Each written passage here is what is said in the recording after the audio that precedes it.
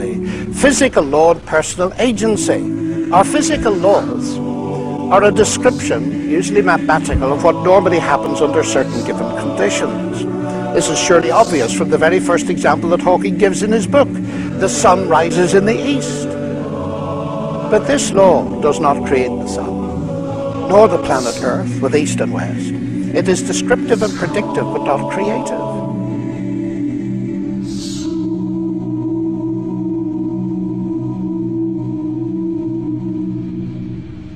Similarly, Newton's laws of gravitation doesn't create gravity or the matter in which gravity acts. In fact, it doesn't even explain gravity, as Newton himself realized. But it's even worse. The laws of physics cannot even cause anything to happen. Newton's celebrated laws of motion never caused a pool ball to race across the table. That can only be done by people using a pool cue in the action of their muscles. Suppose, to make matters clearer, we replace the universe by a jet engine, and we are asked to explain it. Shall we account for it by mentioning the personal agency of its inventor, Sir Frank Whittle? Or shall we, following Hawking, dismiss personal agency and explain the jet engine by saying it arose naturally from physical law? Now, this would be absurd.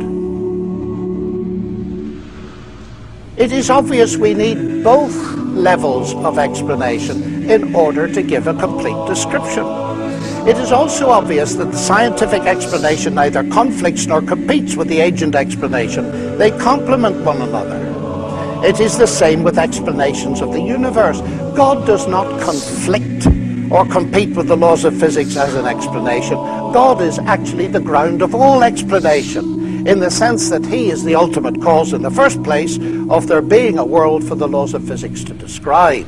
Now, there's more to this, because the laws of physics can explain how the jet engine works, but not how it came to exist in the first place. Jet engine needed the intelligence and creative engineering work of Whittle. Indeed, come to think of it, the laws of physics plus Frank Whittle could not actually produce a jet engine on their own. There also needed to be some material subject to those laws that could be worked on by Whittle. Matter, ladies and gentlemen, may be humble stuff, but it is not produced by laws. I submit to you that the world of strict naturalism, in which clever mathematical laws all by themselves bring the universe and life into existence, is pure science fiction. Pure science fiction. Pure science fiction. Now, Hawking here echoes Peter Atkins, a colleague at Oxford, a well-known atheist, who believes that space-time generates its own dust in the process of its own self-assembly. Atkins dubs this the cosmic bootstrap principle, referring to the self-contradictory idea of a person lifting himself by pulling on his own bootlaces. Philosopher of religion Keith Ward is surely right to say that Atkins' view of the universe is as blatantly self-contradictory as the name he gives to it, pointing out that it is logically impossible for a cause to bring about some effect without already being in existence. Ward concludes, between the hypothesis of God and the hypothesis of a cosmic bootstrap, there's no competition, there's no competition, there's no competition. We were always right to think that persons or universes who seek to pull themselves up by their own bootstraps are forever doomed to failure. What perhaps all this goes to show is that nonsense remains nonsense even when talked by world-famous scientists. So the only alternative is an embodied mind, what theists call God.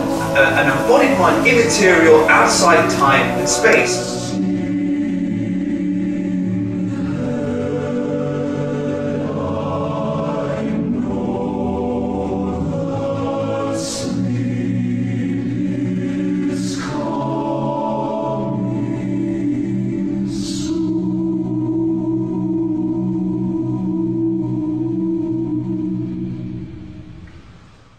So there's a God.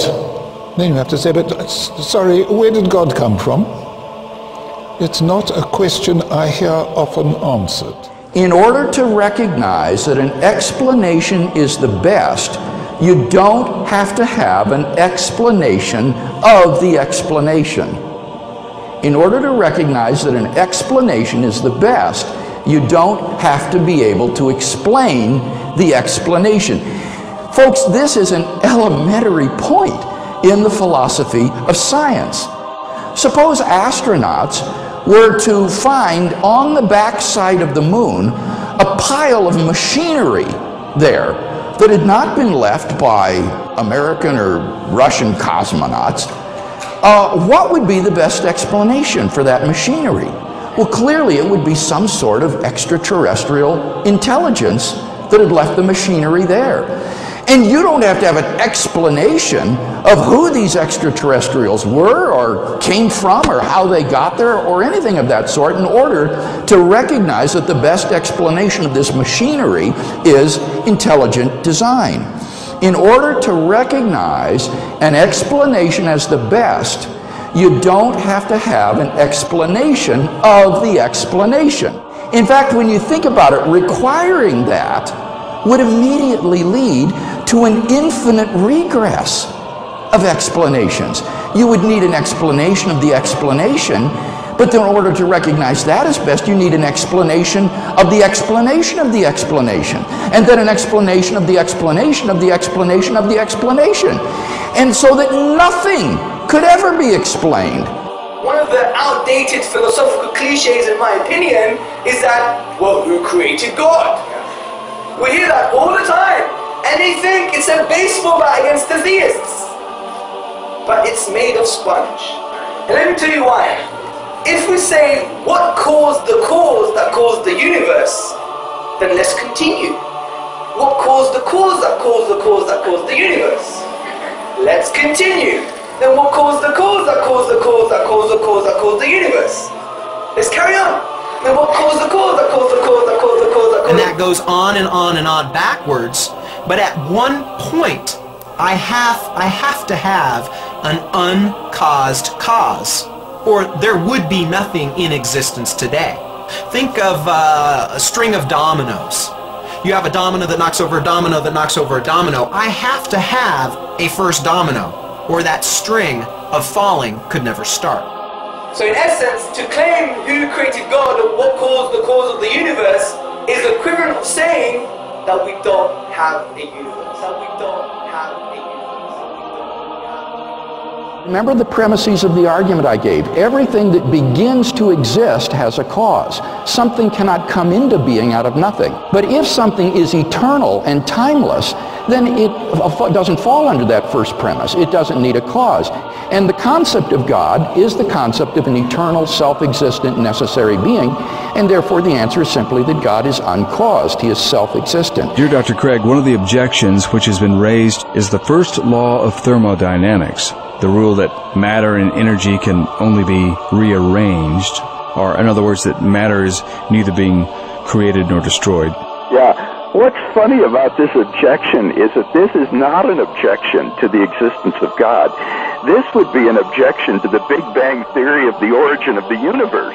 It would show that the Big Bang theory of the origin of the universe is false, because according to that theory, all matter and energy, even space and time themselves, came into being at the moment of the Big Bang, and are therefore not eternal. They haven't always been there in the past.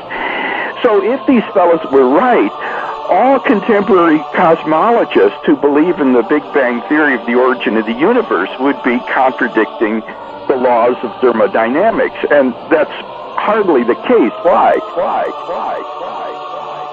Well, because the laws of thermodynamics, in particular the law of the conservation of matter and energy, only applies once the universe comes into being. It applies at every moment, at every time, and every point in the universe.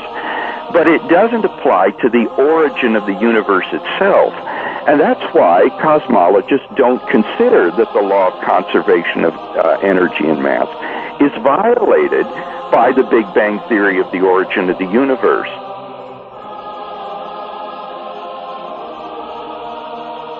In fact, the atheist fellow mentioned the laws of thermodynamics. He might have wanted to talk about the second law of thermodynamics, which says that in a closed system, things tend toward increasing disorder.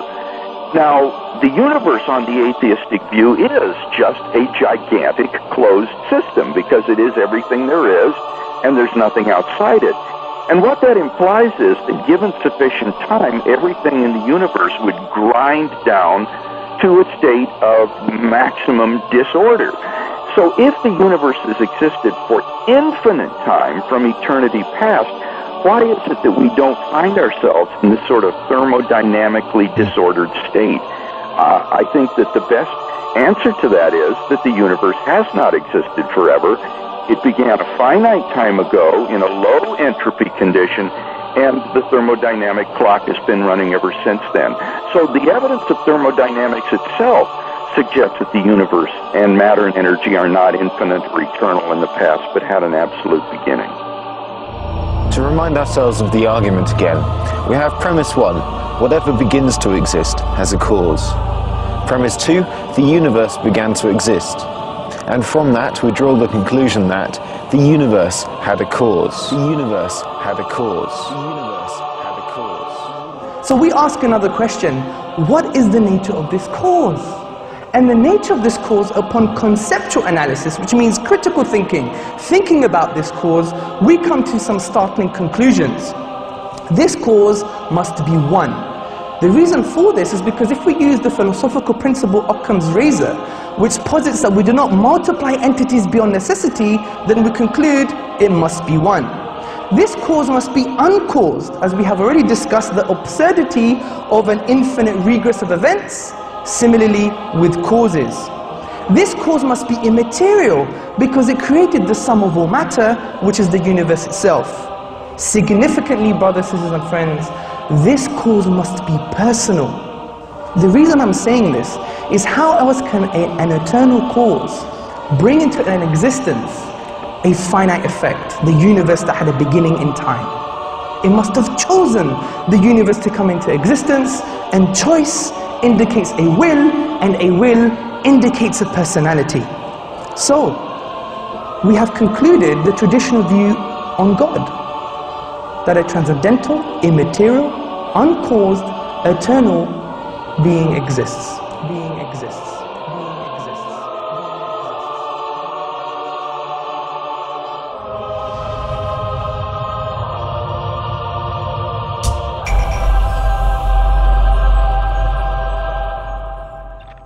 Some strange results have come up in about the last 20-30 years, particularly in astronomy and also in quantum physics, which suggests that the universe actually may have a purpose, and some physicists are now suggesting it does have a purpose. And this has come out of some findings about the some of the fundamental numbers in atomic physics. During the past 40 years, scientists have determined the relative strengths of each of these primary laws and forces. These strengths are so critically balanced, they are often described as being finely tuned.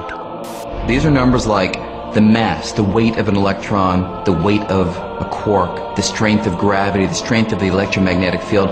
About 20 numbers that describe those and other parameters, features of our world, but nobody knows why it is that those numbers have the particular values that they do.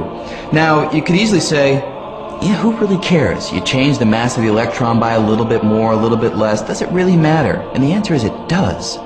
See, it turns out that if you imagine that we had 20 dials right here, and we could fiddle with those 20 numbers at will, even a small change to the values of the known values of those numbers would cause the world as we know it to disappear. Because it turns out, and this is a very surprising, unexpected discovery, that the laws of physics, the basic given fabric of the world, had to be very specific, very finely tuned, as we sometimes say, for the possibility of carbon-based life appearing at all.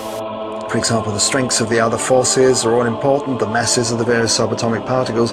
This is one of a long list of properties in underlying physics that seem to be prerequisites for a universe with life. If all of these things were even a little bit different, then life, certainly life as we know it, could not exist.